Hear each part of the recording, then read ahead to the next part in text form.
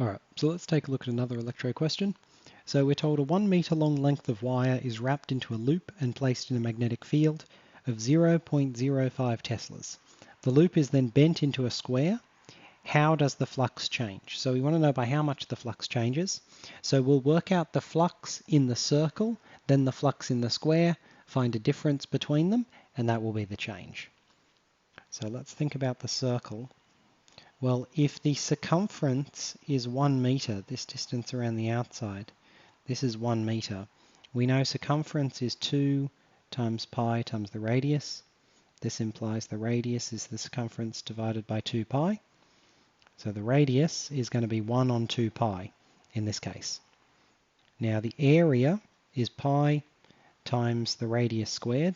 So this will be pi times 1 on 2 pi squared.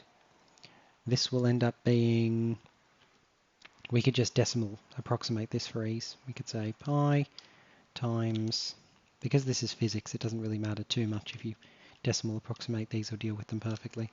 1 over 2 times pi, 7.957 ... times 10 to the minus 2. So this is the area of the circle. Now, we're going to assume theta is 0. So theta equals 0 is an assumption for this question. We have the flux through the circle is the area, which is about 7.957 times 10 to the minus 2, multiplied by the field, which is 0.05 Teslas. So we've got 7.957 times 10 to the minus 2, multiplied by 0.05. This is about 3.978 times 10 to the minus 3. And these numbers, I'm just leaving these as ... numbers. You can round these however, and you'll get approximate values either way.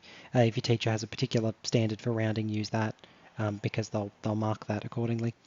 But this is the flux through the circle. So this is our first part, circle. Now we need to do the square. So the same piece of metal that's 1 meter long is now bent into a square. Well, if the perimeter of a square is 1 meter, then the side length must be 25 centimeters. So these have to be 0.25. So this means the area is 0.25 squared. So 0.25 squared, my calculator tells me is about exactly 6.25 times 10 to the minus 2. So this is the area. The magnetic field has not changed. It's still 0.05 Teslas. So the flux through the square is equal to 6.25 times 10 to the minus 2 times 0.05. So we get 6.25 times 10 to the power of minus 2 times 0.05. This is 3.125 times 10 to the minus 3. So if we use these two values with 3 decimal places, the change in flux between these two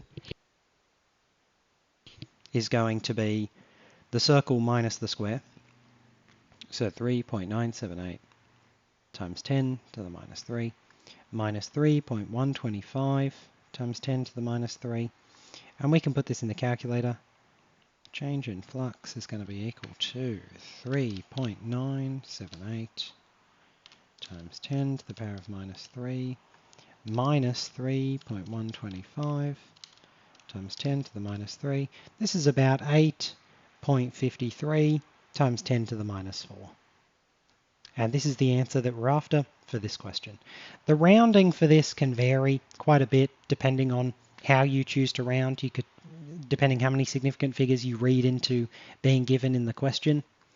The magnetic field, you could potentially infer one significant figure from that, and so you could, as you're going through it, you could say, oh, well, you know, there's only one, or you might infer 3 from it, depending on how you read it. So it's best to do these just with long strings of numbers, that sort of ... dots, write down 4 or 5 decimals, carry as many as you can forward, and then your answer is going to be trivially similar to whatever the real answer would be anyway, right? So a few different ways to do this. This is one way.